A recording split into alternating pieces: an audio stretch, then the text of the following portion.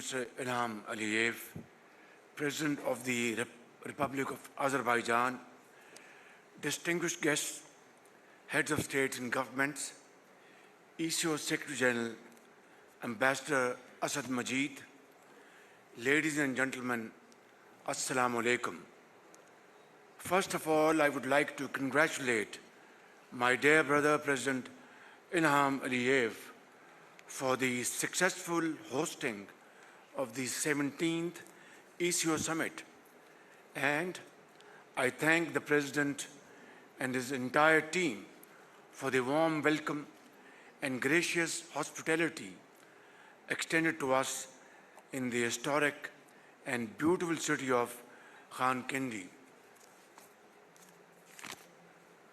Ladies and gentlemen, I wish to record my appreciation at the tireless efforts in fostering deeper cooperation among the members of this esteemed organization. Excellencies, the evolving global landscape being redefined by rapid technological changes, growing interdependence, and expanding frontiers of knowledge has made regional cooperation all the more essential for dealing emerging challenges, bridging economic divides, and unlocking shared prosperity. Within this context, the Economic Cooperation Organization represents our best hope, and Pakistan is proud partner with its brotherly member states in these collective endeavors. Mr. Chairman, the focus of the 17th ECO Summit, New ECO Vision for a Sustainable and Climate-Resilient Future, is both timely and extremely important. Like the rest of the world, ECO member states are facing far-reaching impacts of climate change, from melting glaciers, desertification, extreme heat waves, devastating floods, and declining agriculture productivity.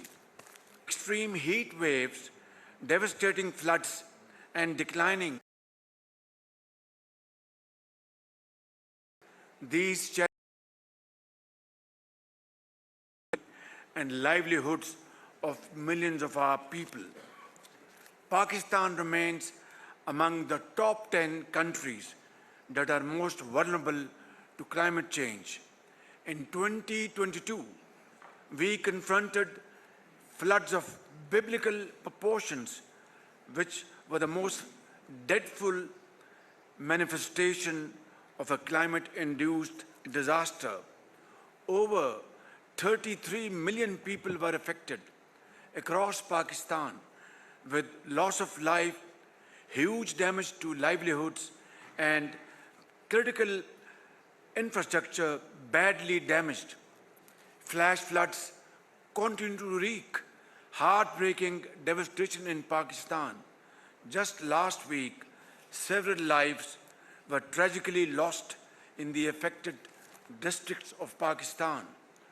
For my country and many others which have suffered similar catastrophic losses, a crisis of accelerated vulnerability now defines our existence. Excellencies, Pakistan on its part has undertaken a series of climate-related policy initiatives and is aggressively pursuing a 4F plan focusing on resilience, recovery, rehabilitation, and reconstruction. The success of this model offers valuable lessons to all of us. Ladies and gentlemen, in this regard, Pakistan proposes the development of low-emission corridors, an ECO-wide carbon market platform, and regional disaster resilience systems, a dedicated framework to mobilize climate finance along with regional clean energy corridors, and ecotourism initiatives can further drive inclusive, sustainable growth, creating green jobs, especially for youth and women, and supporting livelihoods in vulnerable regions. My dear brothers and sisters, forces of instability and chaos continue to destabilize our region for their own geopolitical agendas. The unlawful, unjustified, and uncalled for Israeli attack on Iran, a brotherly country and fellow ECO member state, were the most recent manifestation of this dangerous trend. Pakistan strongly condemns this act of Israeli aggression against Iran, and I offer my deepest condolences and very strong condemnation of this aggression, those martyrs who are killed by Israeli aggression. May Allah grant them place in Jannah, and we pray for the speedy recovery of injured brothers and sisters in Iran. Ladies and gentlemen, the unprovoked and reckless Indian hostility directed towards Pakistan after an unfortunate incident in Indian illegally occupied Jammu and Kashmir was yet another attempt to destabilize regional peace. The world witnessed the steadfast resolve of our valiant armed forces under the able leadership of the Field Marshal Syed Asim Munir and the unyielding spirit of our resilient people who stood firm in the face of provocation and responded with exemplary courage and professionalism. I take this opportunity to appreciate the support and solidarity extended to Pakistan by the brotherly ECU member states in the aftermath of India's aggression earlier this year. Excellencies, unfortunately, the world has been witnessing an unprecedented man-made catastrophe in Gaza, a region that has descended into an abyss of perpetual suffering. It is as if humanity no longer exists while famine looms large. Humanitarian workers, including UN personnel, are being attacked by Israel with impunity to deliberately cut off the only lifeline of the helpless and starving people of Gaza. Ladies and gentlemen, Pakistan stands firmly against those who perpetrate barbaric acts against innocent people anywhere in the world, whether in Gaza or Indian illegally occupied Jammu and Kashmir or Iran.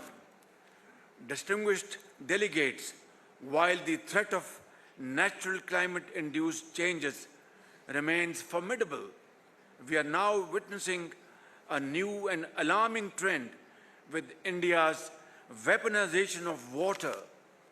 India's illegal attempt to defy the World Bank negotiated Indus Water Treaty, as well as its blatant disregard for the recent ruling of the Permanent Court of Arbitration, are completely unacceptable and we reject it with contempt. Waters of the Indus are the lifeline for Pakistan's 240 million people. Under no circumstances can India be permitted to pursue this dangerous path that will amount to an act of aggression against the people of Pakistan. Honorable heads of delegation, promotion of trade and investment holds the key to securing our common goals for strengthening regional connectivity, commencement of major ECO transport corridors, and as it was said here earlier on, that ECO was previously RCD, a regional cooperation development between Turkey, Iran, and Pakistan. And this treaty was signed back in 60s, I believe. ECO transport corridors, ensuring energy security, promoting intra-regional tourism and economic growth and productivity. These elements were envisaged and agreed upon as the ECO Vision 2025 during the 13th ECO Summit at Islamabad in March 2017. In this regard, the ECO Trade Agreement was visualized as a landmark intra-regional trade agreement. However, despite the passage of a considerable period, it is yet to be implemented. Excellencies, heirs to the proud legacy of the ancient and well-established Silk Route, which nurtured rich and industrious civilizations, the great ECO region must build on this historic synergy to shape a better future. I thank all member states for their support in designating Lahore a confluence of history, culture, and cuisine as the ECO tourism capital for the year 2027. I assure you that Lahore, Pakistan's cultural heart, will enthrall all those who will visit us, and I extend a very warm invitation to you all. I also congratulate Turkmenistan and Kyrgyzstan on the selection of Mary and Korakol as ECO tourism capitals for the year 2028 and 2029, respectively. Ladies and gentlemen, to conclude, as members of the ECO family, sharing strong commonalities of history and geography, of faith and culture, we have a firm basis for a lasting cooperative relationship. We are endowed with rich resources and, most importantly, the expectation of our 566 million hard-working and talented people to visualize ECO as a credible vehicle of regional integration. In this regard, Pakistan supports Uzbekistan's proposal for strategic objectives of cooperation 2035 as a step in the right direction. Let us resolve to enhance our solidarity and cooperation, accept the global challenges, and channel our collective energies towards a future that guarantees our people's a life of peace, progress, and prosperity. I thank you all.